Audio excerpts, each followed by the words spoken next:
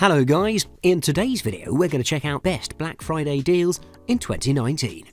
I made this list based on my personal opinion and I tried to list them based on their price, quality, durability and more. To find out more information about these best Black Friday deals, you can check out the description below. If you'd like to win one of these products, make sure you watch the whole video, click the like button and comment the hidden word found in this video. At number 5, it's the Canon SL1. For frequent travellers that want to dive into the DSLR camera market, I would suggest a compact camera that shoots fast and can focus in a quick manner. The Canon SL1 fits the description with its portable design, touchscreen display, seamless live view focus experience, amazing performance in high sensitivity settings, ease of use and affordable price. The Canon SL1 does everything right. This DSLR camera is pretty small and tiny, measuring 3.6 by 4.6 by 2.7 inches in total and weighs just about 14 ounces, making it your perfect travel companion. However, it's worth mentioning that the hand grip is a little too shallow, so you have to be careful when handling it, but that's about it for negatives. Interestingly enough, it employs the same size of lens as its larger counterpart, the T5i, but this device has no viewfinder at all, apart from the display on the back. The thing that surprised me the most was the number of controls that you get in this ultra-small DSLR, a full array of dials and buttons that you get in most of the DSLRs. It's fitted with a 3-inch LCD touchscreen display with plenty of sharpness at 1040p dot, but it's fixed and can't be tilted. However, it offers plenty of functionality and you can even adjust the focus point, and on top of that, the live view mode was a joy to work with in this camera. The Canon SL1 is pretty snappy and quick when it comes to shooting, as it has only 0.1 second shutter lag in most scenarios. It's capable of shooting 4 frames per second, and the 9-point autofocus system is pretty speedy. While it suffers a little in dimly lit rooms, it's still excellent overall, thanks to its phase detect pixels. The images shot with the Canon SL1 are very colourful and deliver plenty of detail. Interestingly enough, this camera was a capable shooter in high ISO settings, staying true to the source and keeping plenty of accuracy while keeping the noise out of the picture.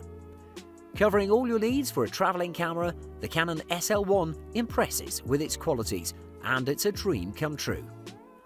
At number 4, it's the Canon Rebel T6. The Canon Rebel T6 might look weaker than other DSLRs on this list, but this is an excellent entry-level camera that provides excellent value for the price, and I can comfortably say that you cannot buy a better camera for the money. It's very easy to use, has a solid image quality, interesting features, a good screen and overall decent performance. This camera offers the best bang for your buck. It has an attractive design that looks pretty fun, with a textured coating on the front grip and a thumb rest on the back, really reminiscent of high-end cameras, and for once I didn't feel like I was using an entry-level camera.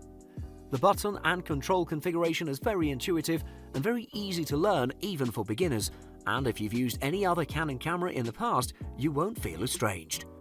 The screen isn't touch capable, so you'll have to select all your settings manually from the controls. The Canon Rebel T6 is equipped with a 9-point AF system, with one cross-type AF point and AF assist illuminator, and it's also capable of tracking moving objects, which was a little surprising in this price range. The system is pretty good in good light conditions, but not as good in dimly lit rooms, and as I mentioned earlier, it can track moving subjects, but don't expect to shoot racing cars or fast-moving wildlife adequately. In the processing department, it's equipped with the upgraded Digic 4 Plus processor, which produces pretty good images with perfect levels of warmness and saturation. In the raw image format, the pictures were a little lacking in contrast and will require a little touch-up. Canon's 18-megapixel sensor has proved itself throughout the years, and it performs well from ISO 100 to ISO 6400. Higher than that, and it gets a little noisy. A great entry-level camera that offers much more than its price would suggest, and it'll teach you the basic elements of photography. At number 3, it's the Nikon D500. Beginning this list, I have a very capable DSLR camera that's aimed at professionals, the Nikon D500. I specifically said for professionals because this camera performs like a dream with its quick and capable autofocus system, continuous 10 FPS shooting, white balance systems and low light performance that's only apparent in cameras that cost 5 times its price. On top of that, it's capable of 4K video, amazing image quality and perfect build. The Nikon D500 has adopted a similar body and construction to the very expensive D5, with its metal body that's very durable and is sealed against the elements, so you can use it in any scenario. It feels pretty solid in hand and minus the weight of its full body counterpart, giving a solid experience overall with its texture-coated grip and a thumb rest on the back. You'll get the full array of controls that are pretty accessible and offer a pretty wide range of options. The Nikon D500 is equipped with a 3.2-inch 2.359 million dot screen that's touch sensitive, meaning that you can't select all the settings from the screen, just the AF point and viewing your photos, but it's enough for a professional in my opinion. It's worth mentioning that the screen is very sharp and has plenty of brightness for bright sunny days, plus it's one of the sturdiest on the market. This camera comes with the APS-C format sensor with 20.9 megapixels, and it doesn't have the extreme sensitivity range of the D5 due to its smaller sensor. However, it does have an ISO range from 100 to 51,200, and from the 5 expansion settings, you can take things up to 1.64 million, and that's incredibly high and outstanding.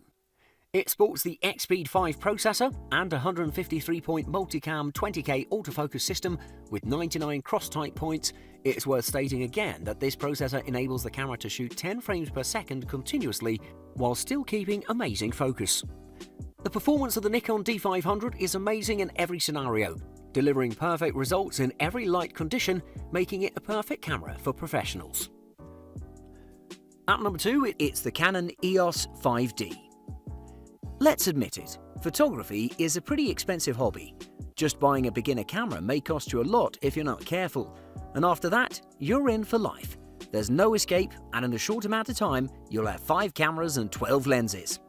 However, if you're on a budget, this list will help you find the best DSLR camera for your purposes. For absolute beginners, I have the Canon EOS 5D, which is a pretty old camera as of now. However, it delivers excellent performance, LCD screen, good low noise images at high ISO settings, good continuous shooting, and many more nice qualities, making it great for beginners. The Canon EOS 5D has a classic DSLR shape with a nice grip on its side, and it's a very small device, measuring 9 by 4.4 by 6 inches in total without the lens, and has a weight of 1.7 pounds, making it one of the lightest and smallest digital SLR cameras in the market. It has an optical viewfinder up top, and the controls are integrated excellently, and they're fairly simple to learn to make for an excellent DSLR camera for beginners. Most importantly, despite being a pretty old device, the Canon EOS 5D retains its quality, and you should not worry about its durability because this device can really take a beating. This particular model features a large 2.5-inch screen that has plenty of resolution, making it perfect for previewing your results. The menus are very readable, and it has a pretty wide viewing angle. However, it isn't the brightest in the market, and I would have preferred for it to have some option to turn the brightness up or down. Because it lacks digital image stabilization, you have to keep the camera pretty steady to get clear results. But then again, if you get it right, the results are vibrant and detailed, and you can get excellent results even in high ISO settings. With its plenty of shooting modes, affordable price, and good detail reproduction, the Canon EOS 5D is the best beginner budget DSLR camera. And at number 1, it's the Nikon D3300. Most camera manufacturers put special attention on their entry-level cameras, which may seem a little counterintuitive, but most users continue with the same brand of camera they started their journey on if they had a pleasant experience. Nikon has dominated the entry-level DSLR market for years now, which in turn has paved the way for the company's further success. The Nikon D3300 is an excellent camera that provides perfect value for its price with its performance, image quality, fun factor, and its ease of use.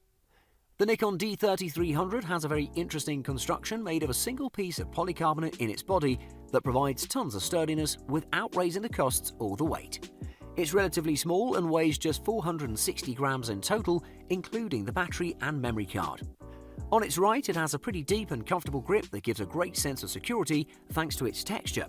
In Amazon, you'll find it in many different setups, but I would recommend you get the version with the 18 to 55mm kit lens, which is very adequate for this camera and will further increase its value. It's equipped with an 11-point AF with one cross-type AF point, an AF assist illuminator and 3D tracking AF system, which is perfect for the price of this camera and will teach you a lot about AF systems. Interestingly, I found its speeds very high, which was not expected. In good light conditions it was fantastic, and it didn't lag so far behind in dimly lit rooms. This camera is capable of 5 frames per second burst shooting and an amazing battery life of approximately 700 shots. And in addition to that, it has a dedicated 420 pixel processor to gather plenty of exposure for white balance and focus.